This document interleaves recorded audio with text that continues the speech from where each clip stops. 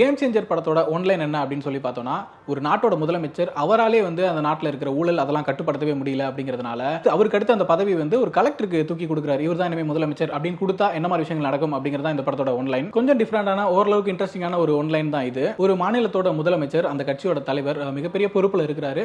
திடீர்னு ஒரு நாள் எல்லாத்தையும் ரியலைஸ் பண்ணிட்டு நம்ம நிறைய ஊழல் பண்ணிட்டோம், கொள்ளையடிச்சிட்டோம், இதுக்கப்புறம் எதுவுமே பண்ணக்கூடாது, மக்களுக்கு நல்லாட்சி கொடுக்கணும், நம்ம ஆட்சி காலத்தில் மீதி இருக்கக்கூடிய இந்த ஒரு வருஷத்துக்கு நல்லாட்சி தான் கொடுக்கணும் அப்படின்னு சொல்லி முடிவு பண்றாரு. ஆனா அவரோட கட்சியில் இருக்கவங்களே அதை கேட்க மாட்டாங்க, யாராலுமே அவரை கண்ட்ரோல் பண்ண முடியல அப்படிங்கிற ஒரு சிச்சுவேஷன் தான் வருது. இந்த நேரத்துல தான் அந்த ஊருக்கு புதுசா ஒரு கலெக்டர் ஜாயின் பண்றாரு. அவர் தான் ஹீரோ ராம்சரண். அவரும் ரொம்ப நேர்மையானவர். இந்த மாதிரி ஊழல் மாதிரியான விஷயங்கள் எல்லாம் ஒழிக்கணும் அப்படிங்கிற ஒரு எண்ணத்தோட தான் அந்த ஊருக்கு வந்திருக்காரு. கலெக்டர் இருக்கக்கூடிய முடிவுகளால அமைச்சர்களுக்கும் கலெக்டருக்கும் பெரிய மோதல்கள் உருவாகிட்டு இருக்குது. இந்த சூழல்ல தான் முதலமைச்சருக்கு உடல்நிலை சரியாம போயிருது. அவர் இறந்ததுக்கு அப்புறம் அடுத்த முதலமைச்சர் யாரு அப்படின்னு சொல்லிட்டு கட்சிக்குள்ளே மோதல்கள் உருவாகிட்டு இருக்கும்போது அவர் ஒரு வீடியோ ரெக்கார்ட் பண்ணி வச்சுட்டு இறந்துறாரு. அதுல எனக்கு அப்புறம் அந்த கலெக்டர் தான் முதலமைச்சரா பதவி ஏற்கணும் அப்படிங்கிற மாதிரி சொல்லி இருக்காரு. அவர் ஏன் அப்படி சொன்னாரு, அதுக்கு பின்னாடி என்ன மாதிரியான காரணங்கள் இருக்குது, அந்த கலெக்டர் முதலமைச்சரா பதவி ஏற்றாரா, அதை கட்சியில் இருக்கவங்க எந்த மாதிரி எடுத்துக்கிட்டாங்க, அதை தொடர்ந்து என்ன மாதிரியான மோதல்கள் நடக்குது, அதெல்லாம் தான் இந்த கேம் சேஞ்சர் படத்தோட மீதி கதை.